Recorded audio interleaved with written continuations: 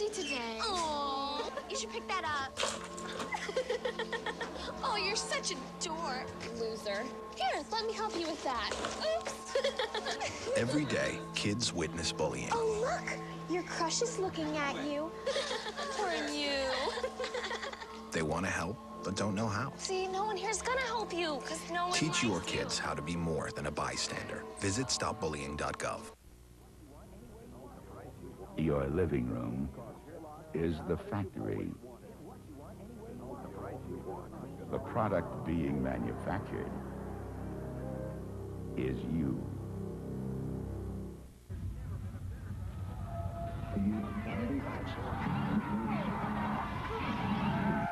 Hi, I'm Stephen Copley with Give Arkansas a Raise Now. You are watching on Fayetteville Public Access Television.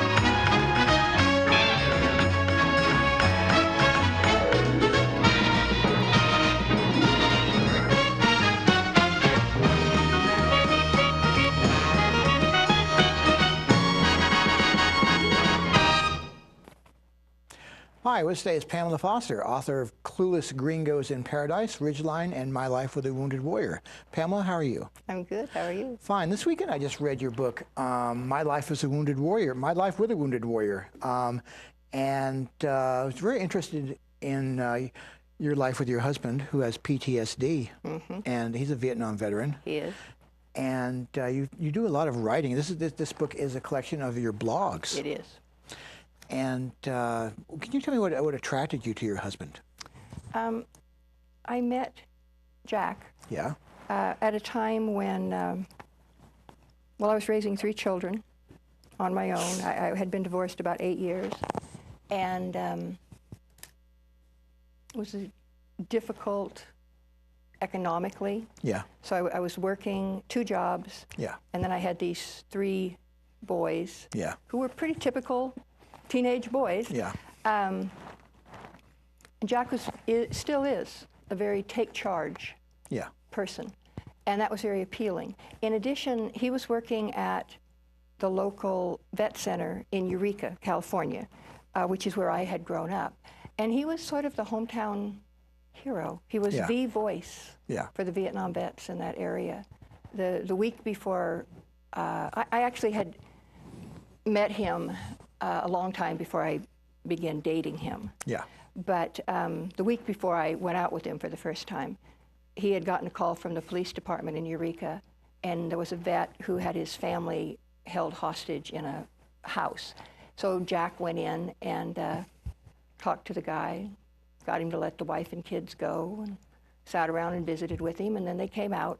And the picture that I remember from the television was Jack coming out with his arm around the guy and just walking out, and it being resolved.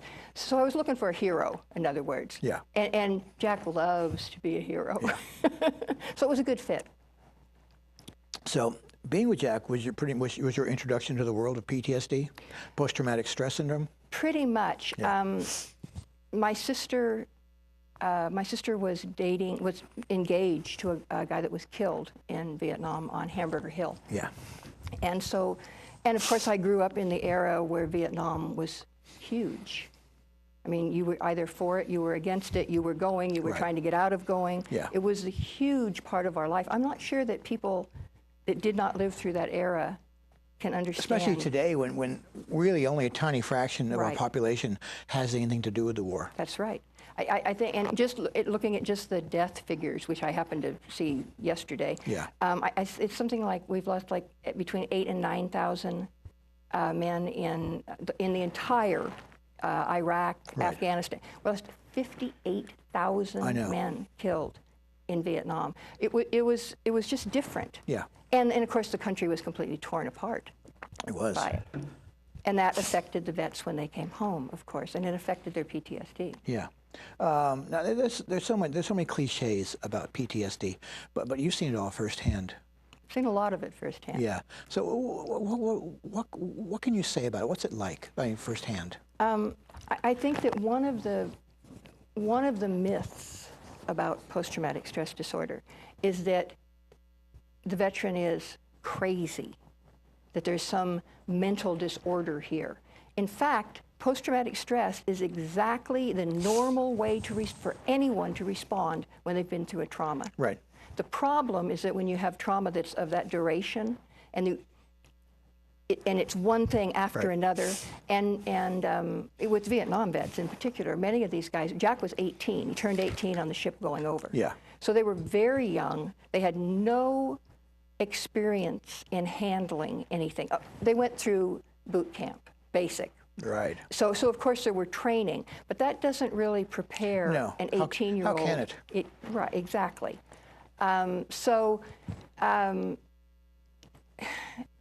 What happened to them is just cemented by adrenaline, by terror, into their brains, and they get stuck, and that's the problem. And I don't believe there's a cure, but there are lots of tools that people can learn in order to help them to deal with the symptoms. What sort of tools? Biofeedback is one that's very popular now, and it's becoming very effective. Yeah. Self-talk is good. Another one that's very good. What's self-talk? Self-talk. Jack says that when, when I first started going with Jack, so 25 years ago, there was several incidents where we would be walking along a street and a car would backfire. Jack wouldn't exactly hit the ground, but you could see him start to just drop. I've seen that, yeah. And he says that the way that he deals with that is that he knows that you can hear, if a bullet is being shot at you, you can hear that sound, that's like a whistle or something. And so he waits, and as he's reacting, he makes himself think, oh wait, okay, whatever this is, it's not aimed at me. Right. Which gives him enough time then for his rational side to kick in, and for him to realize, oh, that Volkswagen over there misfired. That's all that happened. Yeah. And so he can go on. Another very good tool is a service dog. And I truly believe that the service dogs that Jack had saved his life. I do not believe he would be here. Now, we were talking a little bit before the show about the service dogs you have. Big dogs. Yeah. Big dogs. And we stumbled upon that tool.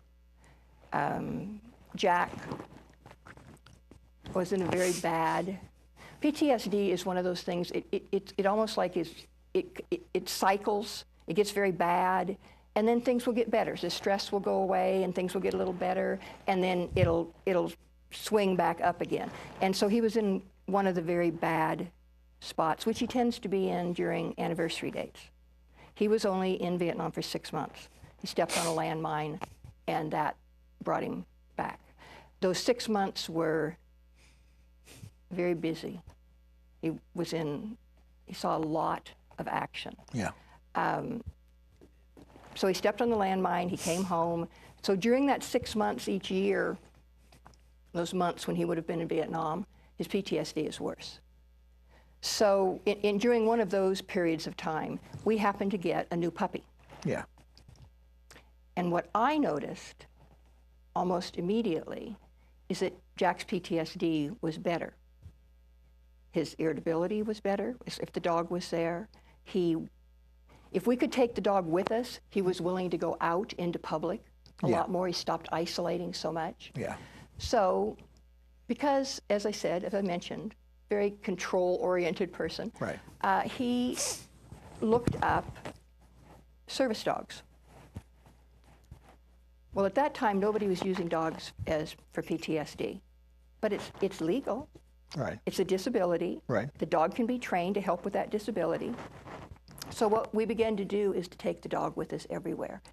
And what we discovered is that we weren't leaving grocery stores with, a full cart of groceries sitting there because Jack just couldn't take it.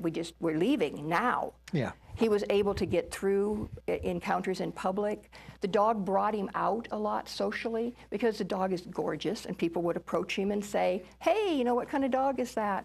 And so he was interacting with people more. Right. The other thing that the dog did for him, which was really huge, and I'm not sure that it's something that anybody who's not lived through it can completely understand. Yeah. Is that he is, and again, not all the time, but when he's in a bad spot, he's prone to nightmares. Yeah. And it never happened with me, but with other women that Jack has been with, they've woke with his hands around their neck. Because before he can get himself oriented and realize he's not back in Vietnam, he's attacking whatever person is there. Right. Well, the dog, because the dog slept at the foot of the bed, the dog knew he was having the nightmares long before I did. Yeah. And so the dog was able to wake him from the nightmares without him harming the dog. What Jack said to me when he and I got married is he said, if I'm having a nightmare, get out of the room. Yeah. Do not wake me. Leave me alone.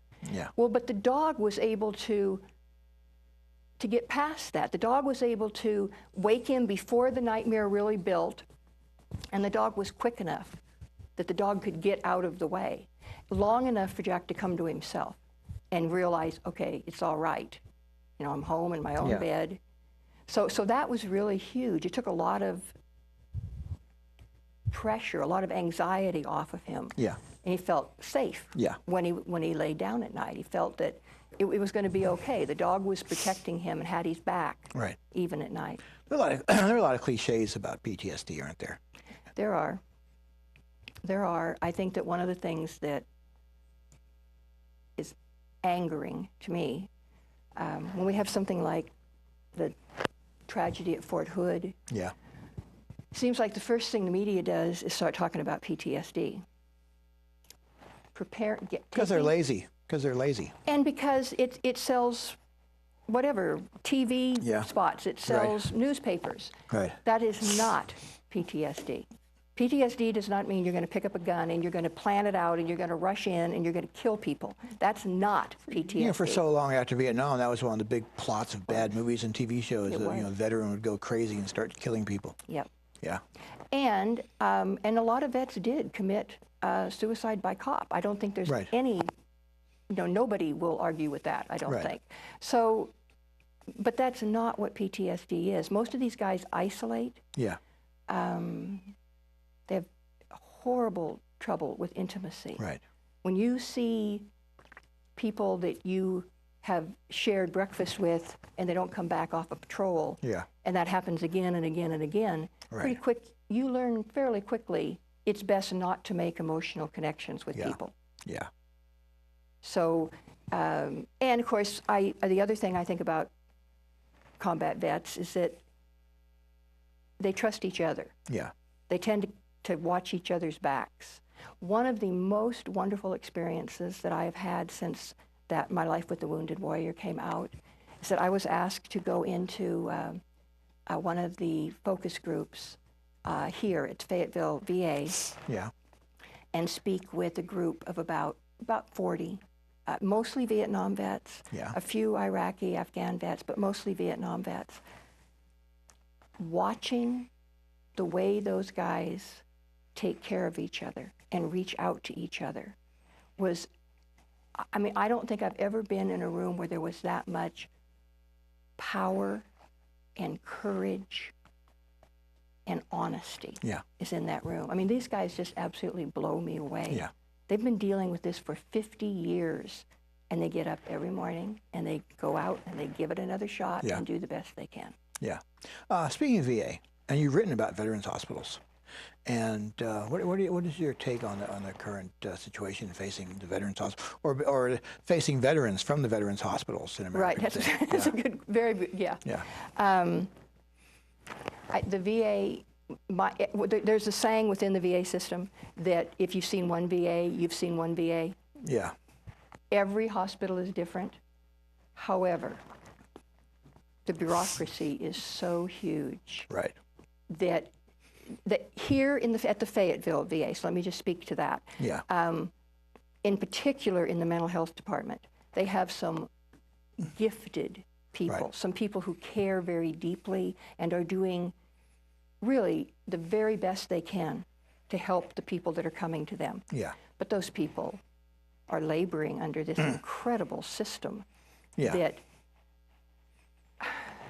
perhaps originally had the vet's interest at heart, but now has just become something that all the vets and the doctors have to weave their way through in order to provide care. They're limited in what they can do. Right. They're required to treat so many veterans. And Yeah. it's not about how many people have you helped, how many people have actually been able to. They're no longer, you know, only having meals delivered to their home. They're Right. actually out and they're functioning and they're Yeah. happy. Yeah. That's a hard thing to gauge Right. scientifically. So it's about numbers. Right. It's about how many people did you treat? How many people came in through this door? Right. And the doctors, I think, are probably as frustrated with the whole system as the veterans Yeah. are.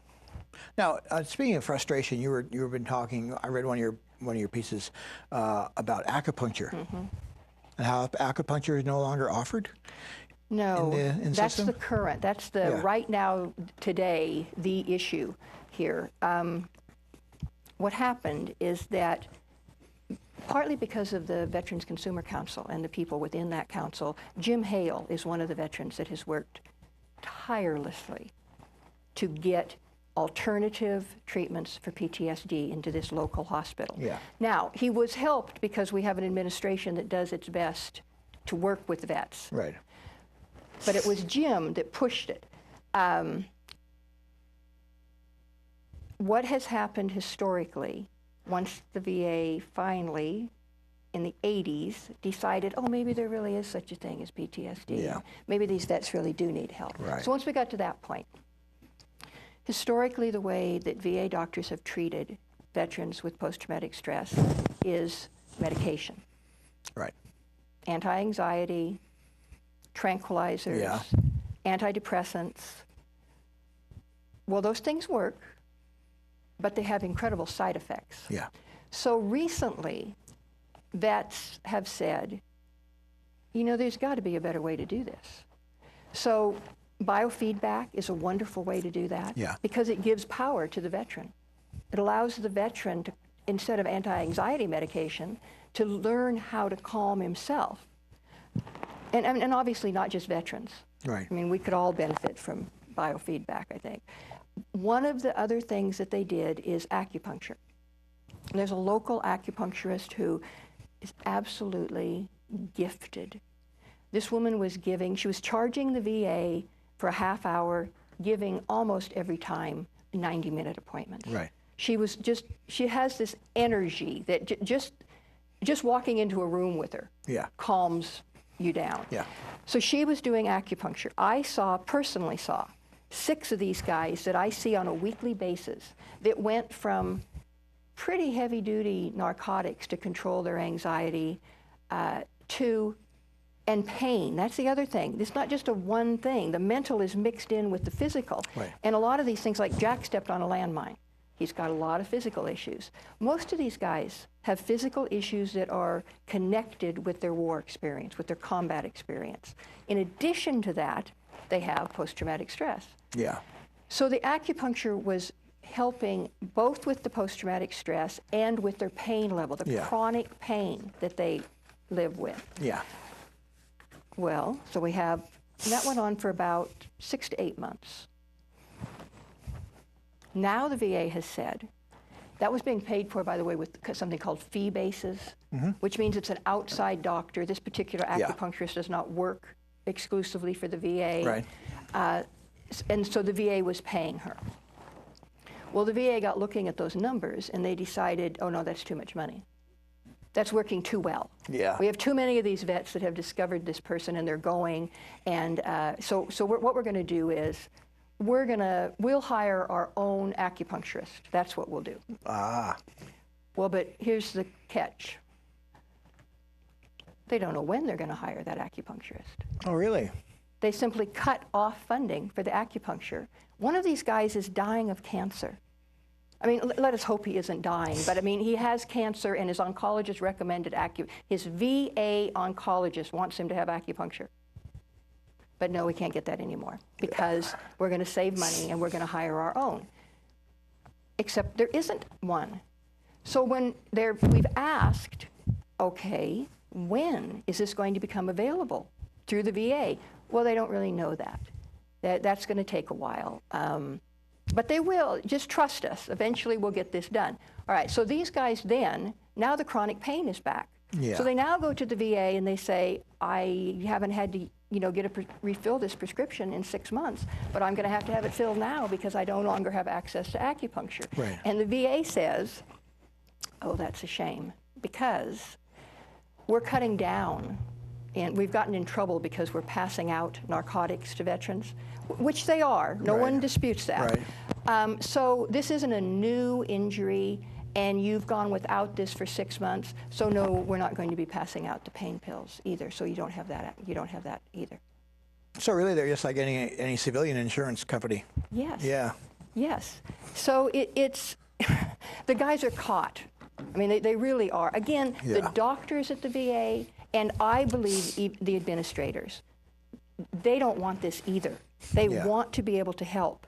But these directives come down and things come down from up on high, the big VA God in the sky. Yeah. And these guys are stuck. Yeah. So, talking about veterans issues, what inspired you to start writing your blog? Oh, when you and I were talking just a little bit before the show, we talked about the fact that what drew me to my husband was I really was looking for a hero. Right. And I don't, by the way, see Jack as a hero so much for what he did in Vietnam. Yeah. As I see him as a hero for the fact that he has lived with the results right. of Vietnam right. for 50 years and continues to struggle with it and to go forward. Right. So 25 years later, I'm not so... Heroes are great when you need somebody to rush in and save you. Yeah. They're not as great when you don't just need want, saving? Exactly. Yeah. When you just want somebody to share an egg salad sandwich with, or go out to a get-together with friends, or, right? So since I started having books published about 6 years ago, I think I have become a great deal more confident. I'm not exactly the same person now as I was before. Right. I'm speaking, I'm out in the public more. I need different things from my husband, from the person that I'm with. Right. And Jack isn't necessarily able to provide those things. He is who he is. Right. So he and I were really at a point in the marriage where we either had to make some changes or we had to walk away from each other. Yeah. And neither of us wanted to walk away, but neither of us could figure out how to make the changes. Right. So I began to do this blog, in part because one of the things that I hear over and over again from wives of veterans, girlfriends of veterans, daughter, people that are around them, is this is somehow my fault. He had this reaction and somehow I did something wrong. You? Oh, bullshit. Exactly bullshit. That's exactly right. It's not about that the other person has done something wrong. Yeah. It's about the symptomology of post-traumatic stress. Yeah. But if you don't know the symptoms, the tendency is to think, oh, I did something wrong. Yeah.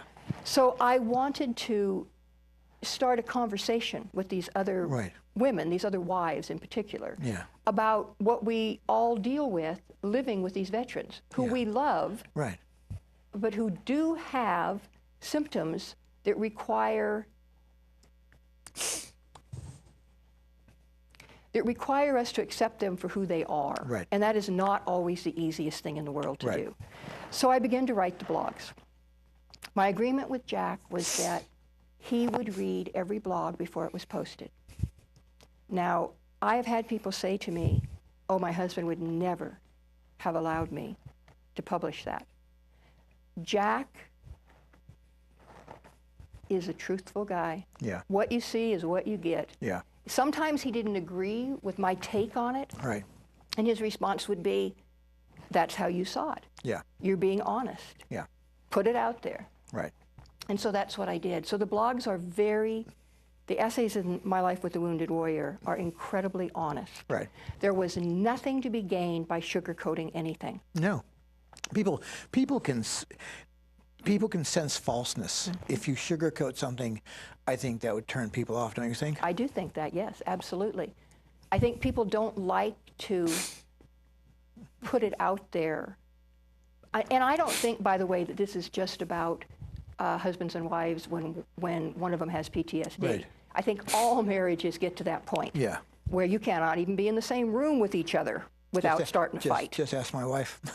Ask any wife or any husband. I mean, it's the nature of being with somebody. And since Jack and I have been together, since we've been married, we have been together 24/7.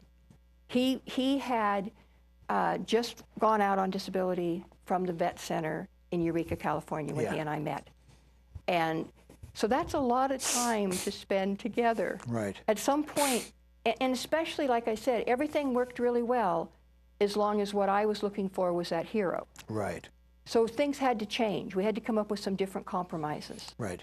And writing those blogs and the response that I have gotten from people about them really has put the marriage, has healed it. I mean, I think I can say that. Yeah. The other thing that book has done is incredibly rewarding from the reaction from the vets. Now you said they're using the book at the VA? They are. Not at the VA, at the vet center. The vet center. Say, now where's that? Where's the vet center? The vet center's in the Evelyn Hill Shopping Center. Okay. It's affiliated with the VA. It wasn't when they first started. Okay. When they first started the vet centers, it wasn't, but it is now. Okay. They have wonderful counselors. Any combat veteran, it's combat veterans only, combat veterans and their families. Okay. They have wonderful counselors there. And what they're doing with the book is giving it to the veterans and asking and telling the veterans to read it. Right. And then saying, after you've read it, share it with your wife. Yeah. When that book first came out and they started using it at the vet center, I went in to pick up Jack. We was meeting him there. And when I walked in, we had a group of very large, leather-clad, ponytailed individuals in the vet center.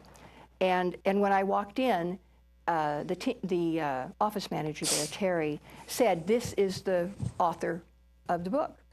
And one of them got up and came to me, and he just gave me this huge bear hug. And he said, "Thank you for understanding." And that's the response that I get over and over from the vets. They are so pleased that someone gets them. Yeah, because so many people don't. And it really, for so many people, just would like to sweep it under the rug. Yeah. They would like to do that too if they could. Yeah. Nothing they'd like better than to just shut that door and walk away and never have to deal with it again. Well, we wish they didn't have it. Yes. Yeah. But that's just not possible. Yeah. We talked before the show about PTSD and if it's catching or people can catch it from others. And certainly we talked about people like people who've suffered sexual assault and their significant others can catch it from them, you know. I think certainly someone who's been in Vietnam, I think their spouse could catch it. I don't know if catch it is a good word, but catch it's good. Yeah. But certainly you can share the PTSD with your spouse. I do think there have been studies that pretty much prove that you most certainly can catch PTSD. Yeah. Now, what would be the symptoms of someone who shares PTSD with the primary person? Well, I think one of the things that happens is that when you live with somebody and they're negative, they see the world in a very negative light. And when you live with that day after day, when you live with someone who doesn't want to go out, when you live with someone where every time you're in a crowd, they're looking to see who's behind them, who's around them, that wears off on you. I used to do a lot of hiking. I grew up in Northern California. Right. I would hike alone for miles and miles and miles. I have a very hard time doing that anymore, being out in the woods by myself. And that's partly because of living with Jack, who is positive every time I walk out of the house that something is going to happen to me and I'm never going to come back. Yeah. So so the negativity is catching, the paranoia. And by the way, I'm not saying that just because they're paranoid doesn't mean somebody isn't out to get them. I know. But the paranoia and just the general outlook on life does rub off. Right. It's one of the reasons that I try very hard to have non-veteran friends. Right. It's kind of my reality check. Yeah. When you hang out only with veterans, only with combat veterans, you see the world only through their eyes? You do. I mean, I love these guys, but they're negative. They have a tendency to look at the world in a negative way. Yeah. And when that's all you're surrounded by, it quickly becomes your norm. Yeah. What's the writing process like for you? I write in the mornings. And I usually write about 6 hours a day. I have not stuck to that completely. I've had a lot of books come out. Like, I had a backlog of books, and so when publishers finally figured out, ooh, we like this writer, the books have come out fairly quickly. So let's talk about Ridgeline and how that came to me, because I think that's a good example of how the process works. Now, Ridgeline is about a Civil War veteran. It is. At those days, Jeremiah, he suffers with what in those days they called soldier's heart. Soldier's heart, yes. Now, they called it different things, battle fatigue, whatever. It's post-traumatic stress. It's the trauma of war. And then trying to come back into civilian life where completely set of principles is expected of you. Yeah. And reactions is expected of you. After having the other set is what kept you alive. Right. If you weren't hypervigilant, if you weren't paranoid, you would not have survived the war. Right. So, but now you're back, you're a civilian, something has to give here. Yeah. So yes, soldier's heart is what Jeremiah has. So the way that book started, I was finishing up the second in my Bigfoot series. Right.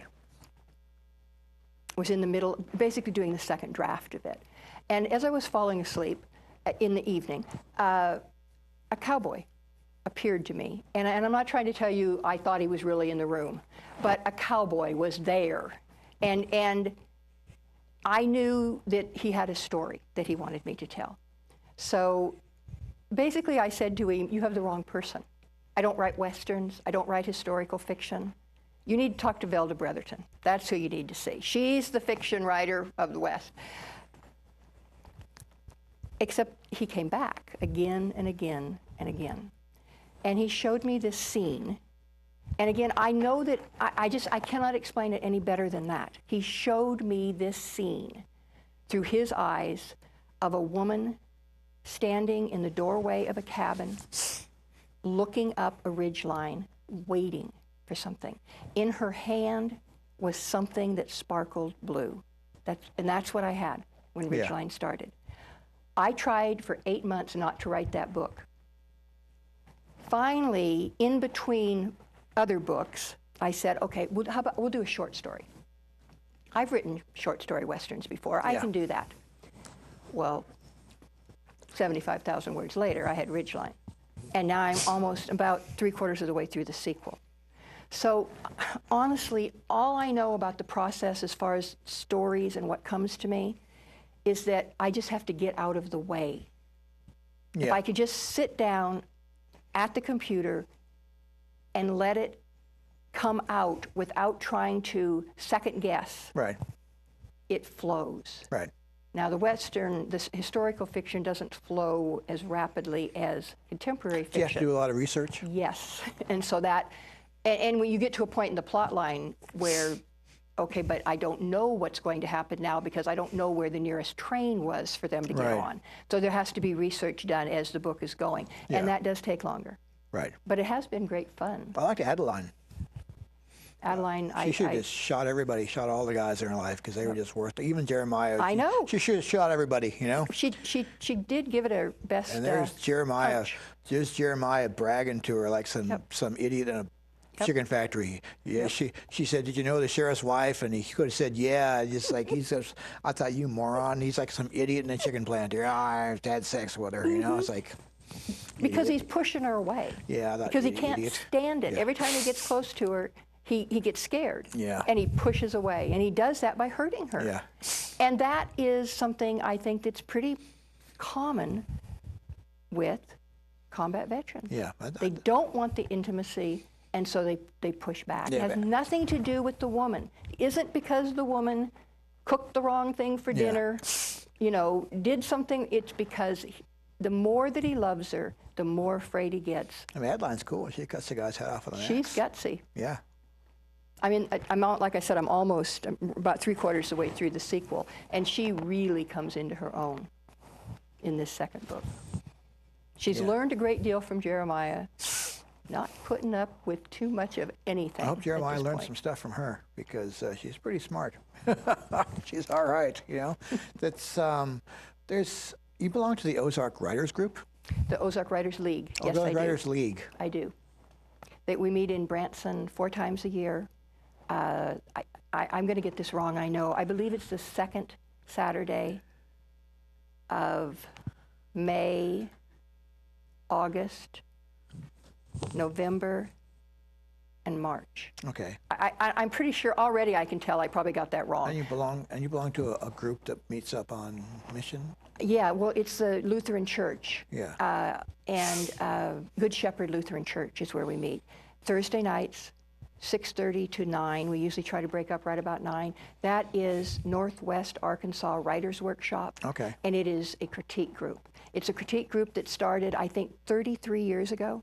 Dusty Richardson and Velda Brotherton started that group. Dusty Richards, yeah.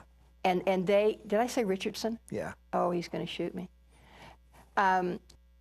They have been at that group, running that group for 33 years. And it's, I think, the best critique group around here. It's just wonderful. We have all kinds of authors that have started. There's a difference between good writing and writing that's ready to be published. Yeah. And that group can take good writers and get them ready to be published. Yeah. How hard is editing your writing for you? I don't think it's difficult. Yeah. On the other hand, I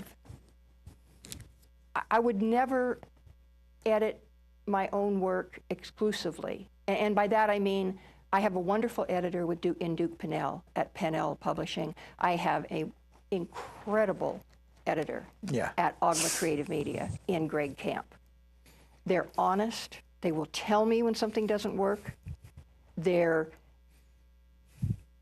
make the work better, and that's all you can ask of an editor. They make the work better. In addition to that, they were very helpful with Ridgeline because they're both knowledgeable about history and guns. So that, and there were a lot of things that I just don't know. No matter how much research you do, there are things that you make a mistake on. A lot of people don't know about guns. A lot of people don't know about guns. You can spot those mistakes pretty easily. Yes. And in movies, too, they don't know about guns. I know. It's like when they shoot the gun sideways. I know, don't you love that? I know. You know why they do that? And you know why they started doing that?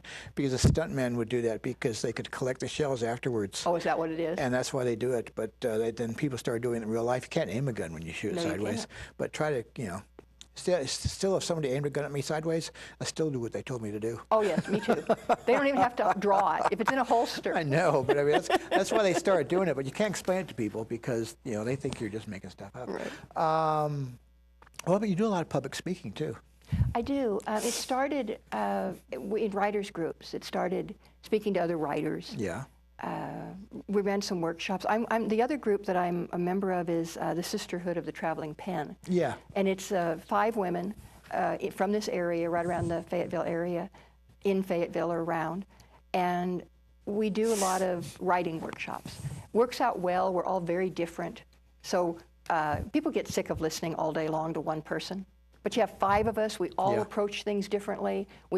Some people that relate to me don't relate to somebody else, vice versa. Yeah. So we do that.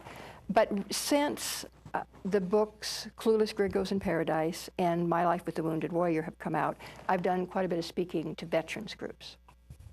And we actually have, can I talk about the workshop on July 12th? So we have a workshop that we're doing on July 12th at, not St. Paul's, St. Thomas Lutheran Church in Springdale. Yeah.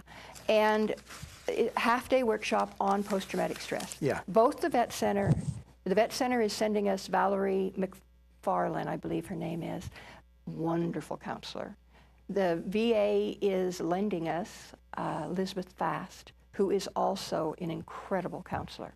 So they will be running the actual workshops because neither myself or the other woman who is doing this with me, Linda Bertolotta, we're not counselors and we don't pretend to be. Right. But we are people who have lived with PTSD for a long, long time. Yeah.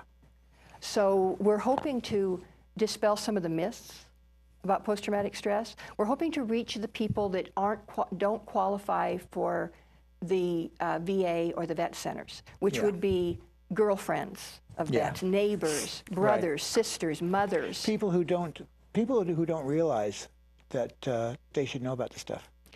Well, yes, people who know, all they know is he's different than he was when he left. Right. That's what they know. Yeah. But they don't know how to help him, and they don't know what's going on. Yeah. So yeah, we're hoping to do basically a half day of just educating people and pointing them in the right direction for getting more help beyond that. How hard was it for you when you first started doing public speaking? You know, I don't know what has happened to me over the years, but all of my report cards through elementary school say the same thing. The little comment by the teacher says, Pamela is painfully shy. I do not know when that left, but I really love being in front of an audience. I do have some teaching background. Yeah. So that, of course, helps. But nothing is more exhilarating to me than to be in front of an audience that is responding to me and that I can get some give and take and some back and forth with here. Right. So it really was a very easy step. Now, before we go, we want to talk about briefly something called Interact and what that's developed into. Well, Interact actually came out of the Veterans Consumer Council. Right. So, which is a group of veterans and their wives, mostly veterans, that meets at last Monday of the month, and it meets at the VA mental health facility. Right. A lot of people don't even know that mental health department is there, by the way. It's behind the actual VA hospital. Okay. Our job is to work as kind of a liaison between the veterans and the hospital. The hospital itself, the administration, has been helpful, very helpful and open. So a lot of times these guys won't go, they aren't going to go to the chief of staff at the hospital and tell them these things, but they'll come to us. In fact, we have T-shirts that on the back of them say, "Talk to me." So what we do is try to find issues, try to find solutions, and then take those solutions to the administration to get that to help. One of the things that came out of that consumer group is that the guys felt that there were a lot of primarily wives and girlfriends who simply did not understand what they were going through. And so they wanted more information for them, and these wives or girlfriends did not want to get treatment, get counseling at either the VA or the vet center. They see that as a place for veterans. Yeah. They think that it's going to be stacked against them. Ah, okay. That they're going to take the veteran side. Right. So you can almost understand. I do understand that completely, yes. So again, this Linda Bertolato and I decided we would start a Tuesday night group. Again, it's at the Lutheran Church in Springdale. And we would see if they could, we would encourage them to get help at the VA or the vet center if they qualified. But primarily, we always call it an old-fashioned rap group. Right. And there is actually a new meaning for the word rap, which I don't remember what RAP stands for. But what I mean by rap group is people helping people that have the same basic issues. Right. Just sitting around a table and talking about your experience and saying, oh, I didn't think about it that way. I hadn't looked at it that way. Maybe that would work, that kind of thing. Yeah. So we started this Interact that worked Tuesday night. However, we had a very difficult time getting the word out that it was available. And so at some point we were going out every Tuesday, and we had 1 or 2 people that came. Yeah. So we're doing this workshop on July 12th. And one of the things we're doing is we're going to be passing around sign-up sheets. And we're hoping at that point that if there are people out there, women in particular, who want help with this, who want to be able to talk to people who understand what they're saying, that we will start the group up again. If there's no need for it, if there really isn't a call for it, well, okay, we're good with that. But I think it's out there. I think we just haven't done so far a good job of getting the word out that it's available. Okay. All right. Well, Pamela, I want to thank you very much for being on the show today. I appreciate it. I had a good time. It was a good time, wasn't it? Went fast. Yeah, it went very fast. All right. Well, thank you all for watching, and we'll see you next week.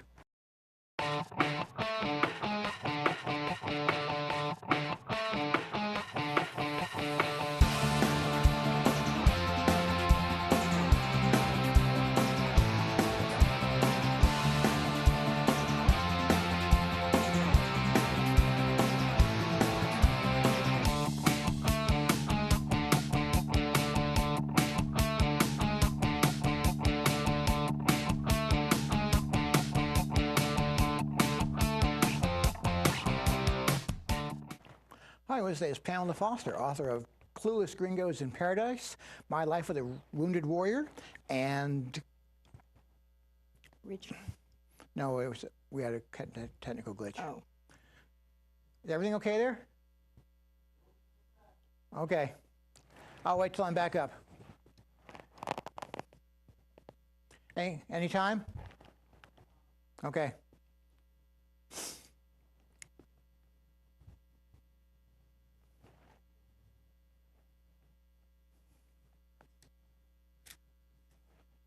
Complicated stuff.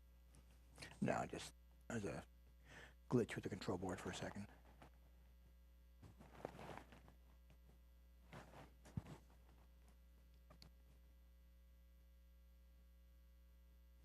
Hi, with us today is Pamela Foster, author of Clueless Gringos in Paradise, Ridgeline, and My Life with a Wounded Warrior.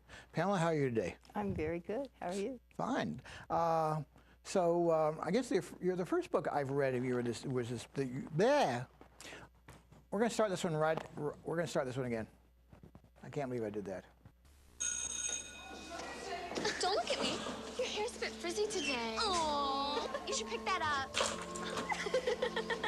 Oh, you're such a dork. Loser. Here, let me help you with that. Oops.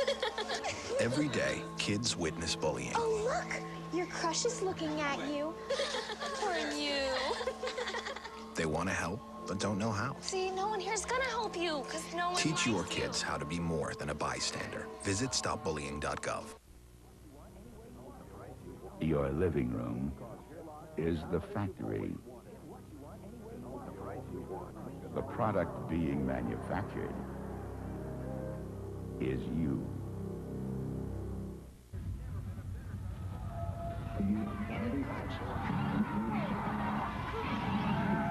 Hi, I'm Stephen Copley with Give Arkansas a Raise Now.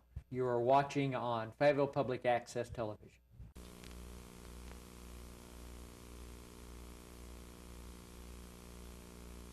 I'll look at you. I'll look at you with all the eyes I've got. Eyes of love, eyes of lust, eyes of friendship, eyes of contentment, and eyes of curiosity. I'll drink in your curves under whatever colors they wear. I'll analyze, compare what shades look best. Where I find flesh, I'll study it hungrily. Lay my eyes down along your body as if you were part of some magnificent banquet, and I could feast on you from among all the rest.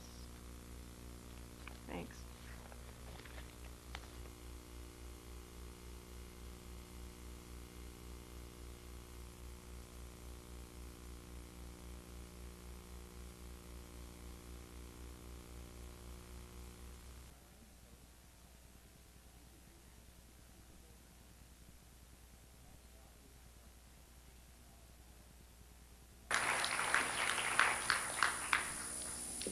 well, we're just going to have a mutual admiration society here because I'm going to read my first poem dedicated to Lisa and Brenda.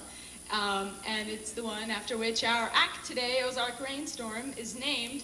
It's called The Rain Cloud and the Lightning Flash. Lisa, you are lightning. Brenda, you are cloud. Between you I am dazzled and drenched in poetry.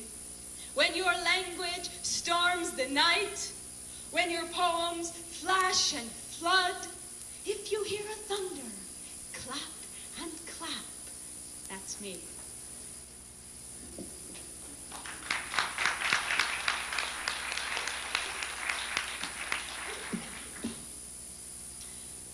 This is a love poem called The Nut Sonnet. I'm a little nut cracked open by your love. I was dry and sealed inside my shell. Now I'm swimming in the pudding, somersaulting into caramel. I'm a little nut cracked open by my love. I was shriveling up inside myself. Now I'm swelling in the soup and dwelling in dark passion with the cherries. I'm a little nut cracked up by love. I was sleeping here all by myself.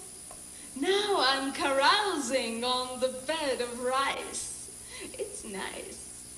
Now that I've been sliced and ground and slivered up by love, I'm not a little nut, I'm nuts.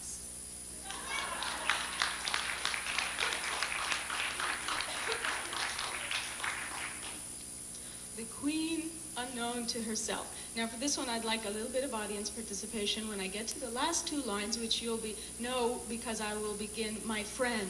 And then I want you all, and I want to hear your voices, I want you all to turn to your friend, to a friend, or to yourself, your friend, and say aloud the last two lines, and I will repeat them, and you will please, please say them with me.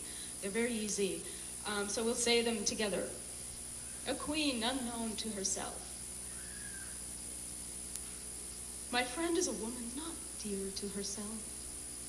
She begs permission from the ground to walk on it.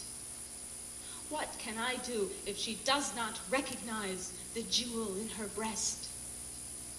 She apologizes to the river for stepping in its waters. Fear gnaws holes at the bottom of her boxes of grain and sugar. And she is not aware of what is draining her resources. What can I do if she will not raise her queenly scepter to banish fear? When will she hold up the fullness of her breasts? When will she realize her powers? They lie hidden within her like eggs. They trickle from her, and she is ashamed. What can I do if she uses her queenly turban for a rag? People can smell that she is not dear to herself. Some of them hurt her, and some of them help her. She bolts up at night, eyes wide with the hurt. She frets in the day with worry for the health. What can I do if she does not know herself a queen? When will she spring like a panther and leap like a deer? When will she learn that she can walk on water and become froth and enter the sea?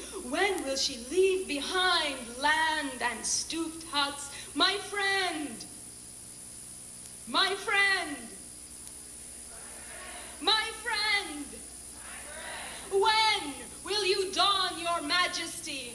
When will you don your majesty? And become the queen that you are. And become the queen that you are. Yeah, thank you.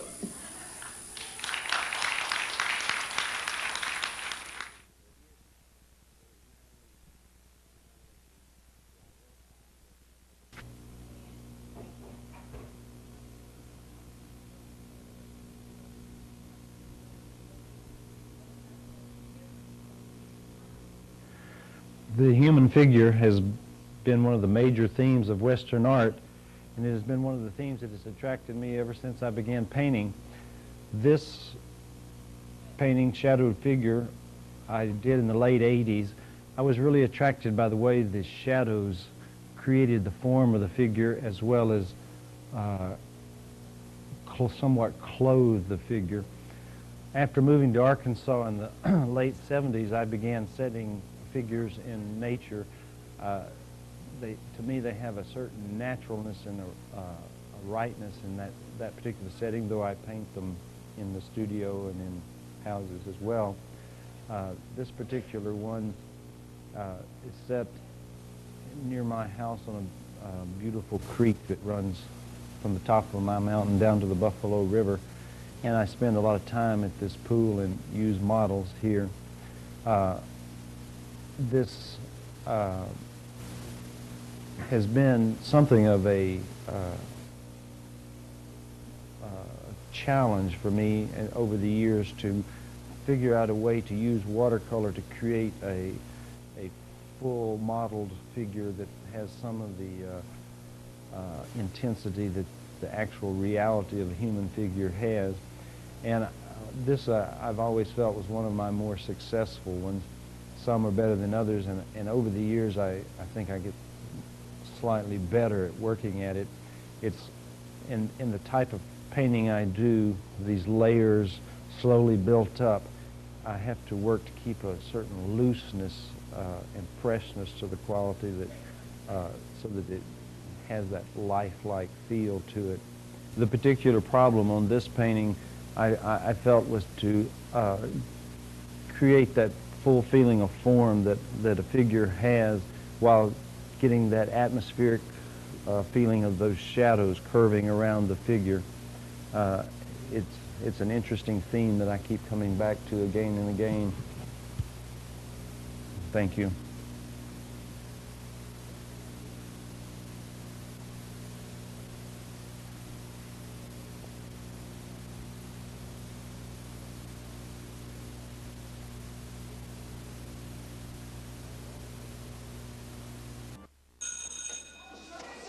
Don't look at me. Your hair's a bit frizzy today. Aww. You should pick that up. Oh, you're such a dork. Loser. Here, let me help you with that. Oops. Every day, kids witness bullying. Oh, look. Your crush is looking at you. Poor you. They want to help, but don't know how. See, no one here's gonna help you, because no one Teach your likes you. kids how to be more than a bystander. Visit stopbullying.gov. Your living room is the factory. The product being manufactured is you.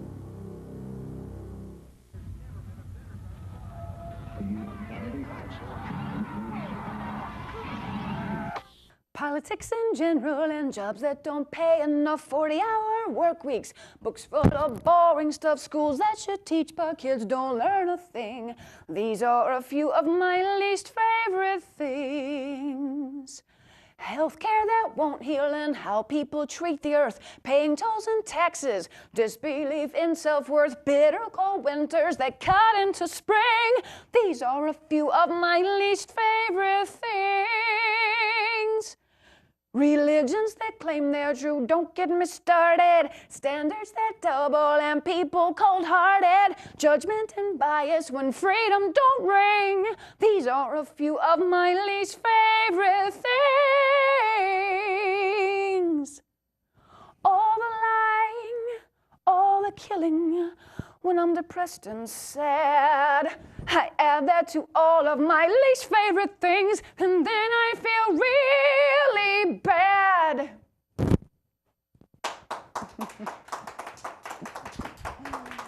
Feel like Julie Andrews or something.